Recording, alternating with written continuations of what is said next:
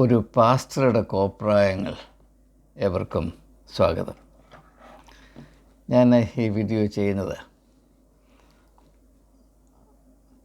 പകുതി മനസ്സുകൊണ്ട് ചിരിച്ചും മറ്റേ പകുതി മനസ്സുകൊണ്ട് അല്പം ധർമ്മരോഷം അനുഭവിച്ചുമാണ്. അതിൻ്റെ പശ്ചാത്തലം പെട്ടെന്നൊന്ന് സൂചിപ്പിക്കട്ടെ. ഞാൻ ഇന്നലെ യൂട്യൂബ് ഇങ്ങനെ നോക്കി വന്നപ്പോൾ ഒരു പെന്തക്കോസ് പാസ്റ്റർ നിന്ന് പ്രസംഗിക്കുകയാണ്.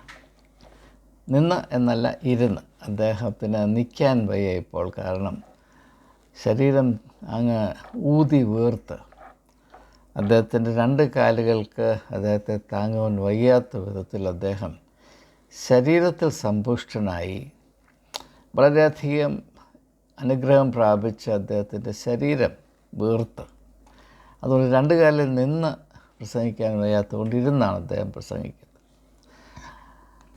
പ്രസംഗിക്കാൻ ഉപയോഗിച്ച വിഷയം പഴയ നിയമത്തിൽ നിന്നാണ്. എങ്കിലും ആ ആശയത്തിൻ്റെ പശ്ചാത്തലം ഒന്ന് ചിത്രീകരിക്കുന്നതിന് അദ്ദേഹം 53 മിനിറ്റ് എടുത്തു. അതിലെനിക്ക് പ്രശ്നമൊന്നുമില്ല. അത് അദ്ദേഹത്തിൻ്റെ ഇംഗിതം, കേൾക്കുന്ന ആളുകളുടെ ക്ഷമ, ഞാൻ അവർക്ക് എല്ലാ ഭാവുകങ്ങളും നേരുന്നു. പക്ഷെ എന്നെ ചിരിപ്പിക്കുകയും അല്പം പ്രകോപിപ്പിക്കുകയും ചെയ്തത് പുതിയ നിയമത്തിൽ നിന്ന് അദ്ദേഹം നടത്തിയൊരു പരാമർശമാണ്. നമുക്കറിയാം, യേശു പറഞ്ഞു, നിൻ്റെ തലയിലെ മുടി പോലും പിതാവായ ദൈവം എണ്ണിയിരിക്കുന്നു. പിതാവായ ദൈവത്തിൻ്റെ അറിവും അനുവാദവും കൂടാതെ നിൻ്റെ തലയിൽ നിന്നൊരു മുടി പോലും കുഴിഞ്ഞു പോകുകയില്ല എന്ന പഠിപ്പീരിൽ അദ്ദേഹം പറയുന്നത് ഇപ്രകാരമാണ്: കഴിഞ്ഞ ആഴ്ച നിങ്ങളുടെ തലയിൽ എത്ര മുടികളുണ്ടായിരുന്നു നിങ്ങൾക്കറിയാമോ? അപ്പോൾ ആരും ഉത്തരം പറയേണ്ട, പാസ്റ്റർ തന്നെ പറഞ്ഞോളൂ, ആർക്കും അറിയില്ല. ഇപ്പോൾ നിങ്ങളുടെ തലയിൽ എത്ര മുടിയുണ്ട് എന്ന് നിങ്ങൾക്കറിയാമോ? ആരും ഉത്തരം പറയേണ്ട, പാസ്റ്റർ തന്നെ പറഞ്ഞോളും, ആർക്കും അറിയില്ല. അപ്പോൾ കഴിഞ്ഞ ആഴ്ചയിൽ നിങ്ങളുടെ തലയിൽ എത്ര മുടിയുണ്ടെന്ന് നിങ്ങൾക്കറിയില്ല. ഈ ആഴ്ചയിൽ നിങ്ങളുടെ തലയിൽ എത്ര മുടിയുണ്ട് എന്ന് നിങ്ങൾക്കറിയില്ല. അതുകൊണ്ട് തന്നെ ഈ ഒരാഴ്ച കൊണ്ട് നിങ്ങളുടെ തലയിൽ നിന്ന് എത്ര മുടികൾ കൊഴിഞ്ഞുപോയി നിങ്ങൾക്ക് ആർക്കും അറിഞ്ഞുകൂടാ, പക്ഷേ ദൈവം അറിയുന്നു. അപ്പോൾ ദൈവത്തിൻ്റെ കരുതലിനെ പറ്റി അദ്ദേഹം മനസ്സിലാക്കിയിരിക്കുന്നത് ഇങ്ങനെയാണ്: ഓരോരുത്തരുടെയും തലയിലെ പൊഴിഞ്ഞു പോകുന്ന മുടി എണ്ണുകയാണ് ദൈവത്തിൻ്റെ ജോലി എന്നത് പറയുമ്പോൾ അവിടെ ഇരിക്കുന്ന വിശ്വാസികൾ ഹല്ലേലൂയ ഗ്ലോറി പറഞ്ഞ് ആ കെട്ടിടം തകർക്കുകയാണ്. എന്ത് അറിഞ്ഞിട്ടാണ്, എന്ത് മനസ്സിലാക്കിയിട്ടാണ്, ഏതർത്ഥത്തിലാണ്, ഏത് ദർശനത്തിലാണ് യേശു ഇത് പറഞ്ഞത് എന്നതുമായി പുലബന്ധം പോലുമില്ലാത്ത കാര്യമാണ് ബഹുമാനപ്പെട്ട പാസ്റ്റർ ഇരുന്നു കൊണ്ട് അവതരിപ്പിക്കുന്നത് എന്നത് അവിടെ ഇരിക്കുന്ന ഒരു വ്യക്തികൾക്ക് പോലും മനസ്സിലാകുന്നില്ലല്ലോ എന്നോർത്ത് ഞാൻ വളരെ ദുഃഖിച്ചു. എന്നാൽ അതേ സമയം തന്നെ അല്പം ഊറി ചിരിക്കുകയുമുണ്ടായി. അതുകൊണ്ട് ഇത് സംബന്ധമായ ഒരു ആശയമാണ് നിങ്ങളുമായി പങ്കിടുന്നത്. ഇത് പാസ്റ്ററുടെ ശ്രദ്ധയിൽപ്പെടുവാൻ ഇടയാകട്ടെ എന്ന് ഞാൻ ആത്മാർത്ഥമായിട്ട് ആഗ്രഹിക്കുന്നു. യേശു പറഞ്ഞതിൻ്റെ അർത്ഥം എന്താണ്? അത് ഏകദേശം ഇപ്രകാരമാണ്. ഇപ്പോൾ നാം സാധാരണ ചിന്തിക്കുമ്പോൾ നാം നമ്മെപ്പറ്റി ചിന്തിക്കുന്നത് നമ്മെ വളരെ തുച്ഛീകരിച്ചുകൊണ്ടാണ്. അയ്യോ, സർവശക്തൻ്റെ കണ്ണ് എൻ്റെ മേൽ പതിക്കുന്നതിന് ഞാൻ എന്തുള്ളൂ. വലിയ വലിയ രാജാക്കന്മാരുടെ മേൽ ദൈവം കണ്ണ് പതിക്കും, അല്ലെങ്കിൽ പ്രഭുക്കന്മാരുടെ, അല്ലെങ്കിൽ രാഷ്ട്രീയമായ സ്വാധീനം കൈയാളുന്ന, അല്ലെങ്കിൽ വലിയ വലിയ സമ്പത്തുള്ള ആളുകൾ, അല്ലെങ്കിൽ വലിയ വലിയ കഴിവുള്ളവർ,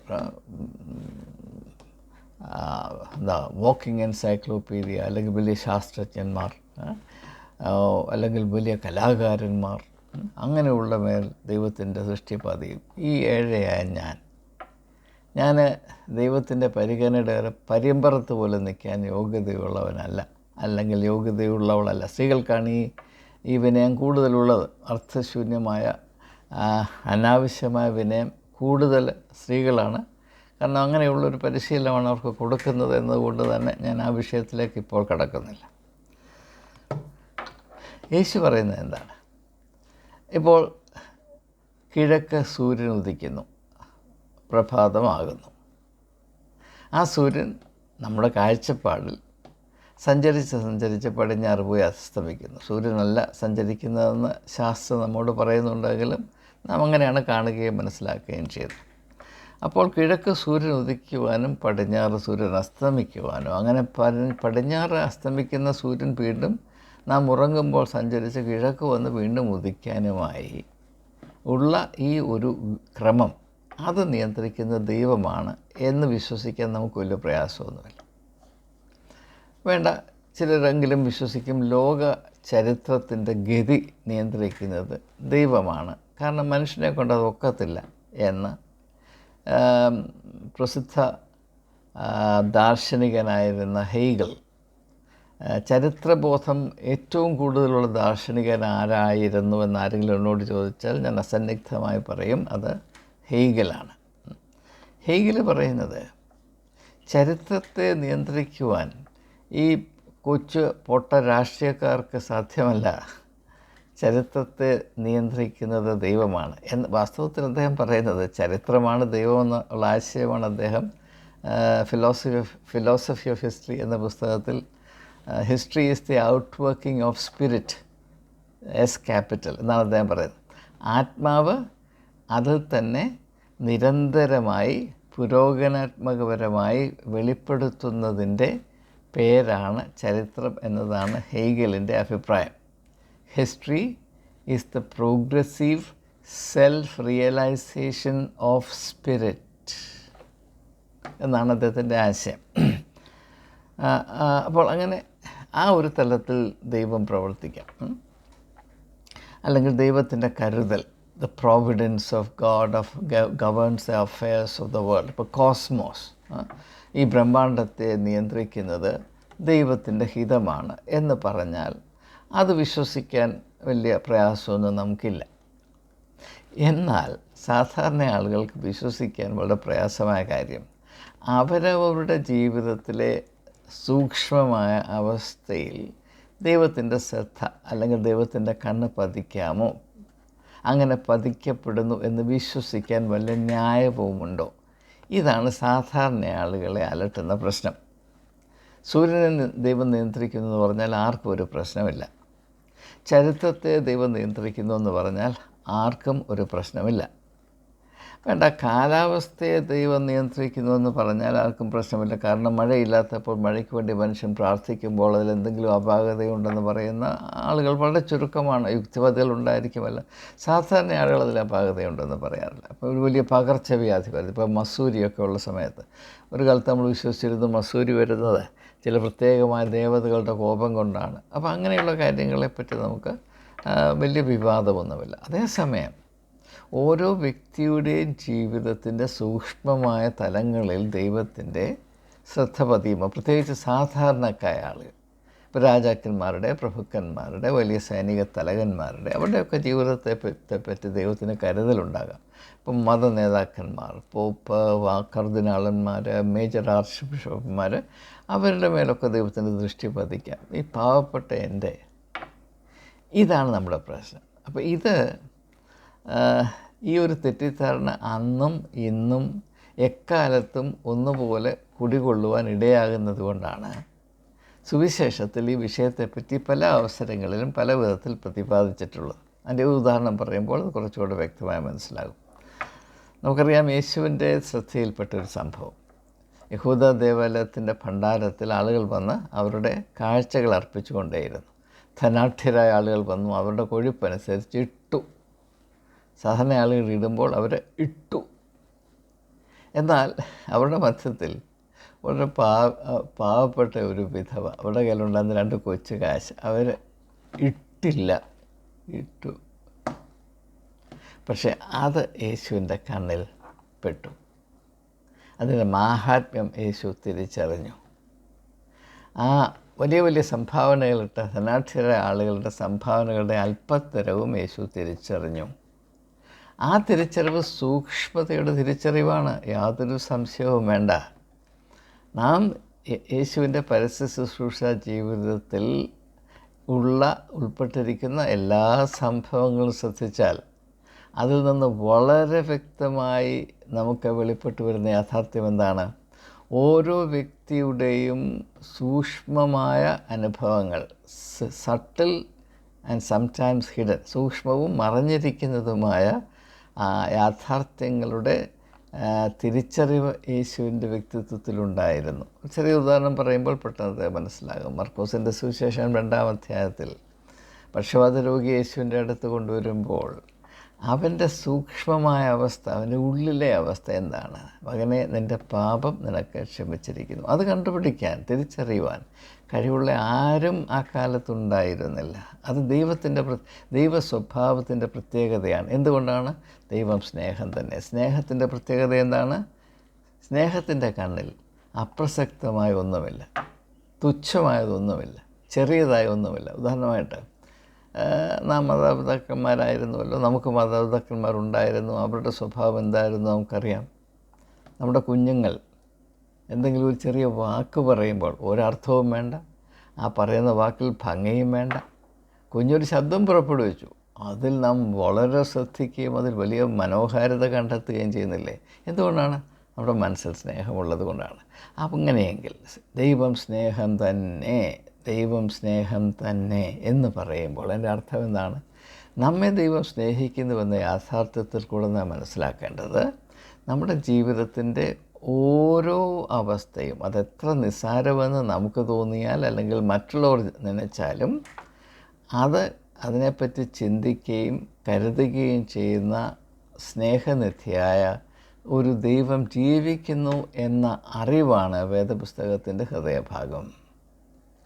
അത് സൂചിപ്പിക്കുകയാണ്. അല്ലാതെ തലയിൽ എത്ര മുടിയുണ്ടെന്ന് എണ്ണുക എന്നതല്ല. മുടിയുടെ അക്കമല്ല ഇവിടെ പ്രധാനം. കഴിഞ്ഞ ആഴ്ച എത്ര തലമുടി ഉണ്ടായിരുന്നു, ഈ ആഴ്ച എത്ര തലമുടി ശോശാമ്മയുടെ തലയിലുണ്ട്, അപ്പോൾ കഴിഞ്ഞ ആഴ്ച ശോശാമ്മയുടെ തലയിൽ നിന്ന് എത്ര മുടി വീണു, ഇതല്ല ഇവിടുത്തെ പ്രശ്നം. ഇത് ദൈവത്തിൻ്റെ സ്വഭാവത്തെ ചിത്രീകരിക്കുന്നു. ദൈവം സ്നേഹമാണ് എന്ന് നാം പറയുമ്പോൾ അതിൽ കൂടെ നാം മനസ്സിലാക്കേണ്ട പ്രാവർത്തികമായ അർത്ഥം എന്താണെന്ന് സൂചിപ്പിക്കുന്നു. ഇത് പരാമർശിക്കാൻ കാര്യം, എനിക്ക് ഒരു പാസ്റ്ററെ വിമർശിച്ചിട്ട് യാതൊരു കാര്യവുമില്ല. പക്ഷേ വേദപുസ്തകത്തെ ഇപ്രകാരം വിരൂപമാക്കുന്നു, അതിൻ്റെ അർത്ഥത്തെ വളച്ചൊടിക്കുന്നു, യഥാർത്ഥ അർത്ഥത്തെ മറച്ചു വയ്ക്കുകയും അന്യമായ അർത്ഥത്തെ അതിലേക്ക് ഇറക്കുമതി ചെയ്യുകയും ചെയ്യുമ്പോൾ അത് വചനത്തോട് കാണിക്കുന്ന അനീതിയും അപമാനവുമാണ് എന്നത് പറയാതിരിക്കാൻ നിവൃത്തിയില്ല. എന്തുകൊണ്ടാണ് പാസ്റ്റർമാർ അല്ലെങ്കിൽ ഇങ്ങനെയുള്ള സുവിശേഷ കച്ചവടക്കാർ ഇപ്രകാരമുള്ള മനുഷ്യബുദ്ധി, സാമാന്യ ബുദ്ധിക്ക് പോയി നിരക്കാത്ത വിധത്തിലുള്ള ആശയങ്ങൾ വചനത്തിൽ കുത്തിച്ചേർക്കുന്നതെന്ന് ചോദിച്ചാൽ, അങ്ങനെയുള്ള അറിവുകൾ കൊണ്ട് മാത്രമേ മനുഷ്യൻ്റെ കണ്ണടയ്ക്കുവാൻ സാധ്യമാകുകയുള്ളൂ. ഇപ്പോൾ ദൈവത്തിൻ്റെ ജോലി ശോശാമ്മയുടെയും തോമാച്ചൻ്റെയും പൊഴിഞ്ഞുകൊണ്ടേയിരിക്കുന്ന തലമുടി എണ്ണിക്കൊണ്ടിരിക്കുകയാണെങ്കിൽ ദൈവത്തിന് പിന്നെ ഈ പാസ്റ്റർമാരുടെ ഉള്ളിലുള്ള കാപട്യം കണ്ണ് കാണത്തില്ല. അതൊരാശ്വാസം തന്നെയാണ്. അതുപോലെ ദൈവത്തിൻ്റെ പേരിൽ കള്ളക്കച്ചവടം നടത്തിക്കൊണ്ടിരിക്കുന്ന ആളുകൾ, അവരാരാണെങ്കിലും, പുരോഹിതന്മാരാണെങ്കിലും, അത്ഭുത രോഗശാന്തി വിദഗ്ധന്മാരാണെങ്കിലും, പ്രവാചകന്മാരാണെങ്കിലും, അവരുടെ കാപട്യം കാണാൻ ദൈവത്തിന് കണ്ണുണ്ടാകുക. ദൈവത്തിന് മറ്റ് വളരെ ജോലി തിരക്കുണ്ട്. ഇതൊരാശ്വാസം തന്നെയാണ്. അപ്പം ഇങ്ങനെയുള്ള തികച്ചും അർത്ഥശൂന്യമായ പഠിപ്പീരുകൾ അതങ്ങ് ഇടിവെട്ടുന്നതുപോലെ മുഴങ്ങിക്കൊണ്ടിരിക്കുകയാണ്. മനുഷ്യൻ്റെ മനസ്സിലും മനുഷ്യൻ്റെ ചുറ്റുപാടുകളും നിറഞ്ഞിരിക്കുന്നത് കൊണ്ട് ആത്മീയമായ സത്യം ഉൾക്കൊള്ളുവാൻ മനുഷ്യർക്ക് കഴിയാതെ പോകുന്നു. ഇത് വലിയ സങ്കടം തന്നെയാണ്. ഇതിൻ്റെ ദാരിദ്ര്യം അല്ലെങ്കിൽ ഇതുമൂലം സംഭവിക്കുന്ന ആത്മീയമായ ദാരിദ്ര്യം തിരിച്ചറിയണം. ഇങ്ങനെയുള്ള ആത്മീയമെന്ന് മനുഷ്യർ വിചാരിക്കുന്ന പ്രബോധനങ്ങൾ 50 വർഷം ഒരേ ഇരിപ്പിലിരുന്ന് കേട്ടാൽ അത് കേൾക്കുന്നവർക്കൊരു കക്ഷിത്തുരുമ്പിൻ്റെ പ്രയോജനമുണ്ടാകുകയില്ല. അവർ ആത്മീയമായി വളരുകയില്ല, അവരുടെ കണ്ണ് തുറക്കുകയില്ല, അവർ ക്രിസ്തുവിൽ വളരുകയില്ല. അപ്പോൾ ഈ നിൻ്റെ മുടി എണ്ണിക്കൊണ്ടിരിക്കുന്നതൊക്കെ പറയുമ്പോൾ അത് അവസാനമായിട്ട് അവിടെ ചെന്നെത്തുന്നത് നിനക്ക് എന്തെങ്കിലും കിട്ടും, ദൈവത്തിൽ നിന്ന് വല്ലതും വാങ്ങിച്ചു തരാം എന്നതിലേക്ക് ഇത് വളച്ചു കൊണ്ടുപോവുകയാണ്. നീ വളരണം എന്ന ദർശനം ആർക്കും കൊടുക്കുന്നില്ല. പ്രത്യേകിച്ച് പുരോഹിതവർഗം ആകമാനവും അതിൽ പ്രത്യേകിച്ച് പാസ്റ്റർമാരും. ജനം വളരണമെന്ന താല്പര്യത്തിൽ വചന ശുശ്രൂഷ ചെയ്യുന്ന എത്ര പേരുണ്ട് എന്ന് ഞാൻ പരതി നടക്കുമ്പോഴാണ്, ഞാൻ യൂട്യൂബിൽ കാണുന്ന പ്രസംഗങ്ങളൊക്കെ കാണുന്നതിൻ്റെ പ്രധാനപ്പെട്ട ലക്ഷ്യം ജനങ്ങളുടെ ആത്മീയമായ വർധനയ്ക്കും അവരുടെ ആകമാനമായ വളർച്ചയ്ക്കും ഉതകുന്ന വിധത്തിലുള്ള ആത്മീയമായ ശുശ്രൂഷ ചെയ്യാൻ ആരൊക്കെ ഉദ്യമിക്കുന്നു എന്ന് കണ്ട് മനസ്സിലാക്കി അവരിൽ നിന്ന് എന്തെങ്കിലും എനിക്ക് പ്രാപിപ്പാൻ കഴിയുമോ എന്ന ദാഹത്തിലാണ് ഞാൻ ഈ അന്വേഷണം നടത്തുന്നത്. പക്ഷേ ഞാൻ അനേക പ്രസംഗങ്ങൾ കാണുന്നുണ്ടെങ്കിലും സത്യമായി ഞാൻ നിങ്ങളോട് പറയട്ടെ, വചന സംബന്ധമായ ദാരിദ്ര്യം എത്ര രൂക്ഷമാണ് എന്ന് കുറച്ചുകൂടി വ്യക്തമായി മനസ്സിലാക്കാൻ അത് സഹായിക്കുന്നുവെന്നല്ലാതെ എന്തെങ്കിലും ആത്മീയമായ പ്രചോദനമുള്ള ഉത്ബോധനങ്ങൾ ഇന്ന് നന്നേ കുറവാണ് എന്നതെൻ്റെ അനുഭവമാകെ അത് സൂചിപ്പിക്കാതിരിക്കാൻ നിവൃത്തിയില്ല. ഞാൻ ആരെയും കൊച്ചാക്കാൻ പറയുന്നതല്ല, നിലവിലിരിക്കുന്ന ഒരു യാഥാർത്ഥ്യം ഞാൻ അടയാളപ്പെടുത്തുന്നു. നിങ്ങൾ ഇതന്വേഷിച്ച് മനസ്സിലാക്കുക. ഞാൻ പറയുന്നത് തെറ്റാണെങ്കിൽ, വസ്തുതയ്ക്ക് നിരക്കാത്താണെങ്കിൽ ഉപേക്ഷിച്ച് കളയുക. അങ്ങനെയെങ്കിൽ അത് ചൂണ്ടിക്കാണിക്കുക. നിങ്ങൾ എന്തെങ്കിലും അർത്ഥവത്തായ പ്രബോധനങ്ങൾ കണ്ടാൽ അതിൻ്റെ ലിങ്ക് എനിക്ക് അയച്ചു തന്നാൽ ഞാൻ നിങ്ങളോട് വളരെയധികം നന്ദിയുള്ളവനായിരിക്കും. കാരണം എനിക്ക് വളരുവാൻ വളരെ ആവശ്യമുണ്ട്. അതിനെപ്പറ്റി ഞാൻ വലിയ ദാഹം അനുദിനം അനുഭവിക്കുന്നവനാണ്. അതിനുവേണ്ടി സഹായിക്കുന്ന ഏവരോടും ഞാൻ ആജീവനാന്തം കടപ്പെട്ടിരിക്കും എന്നുകൂടെ സൂചിപ്പിച്ചുകൊണ്ട് വാക്കുകൾ തൽക്കാലം ഉപസംഹരിക്കുന്നു.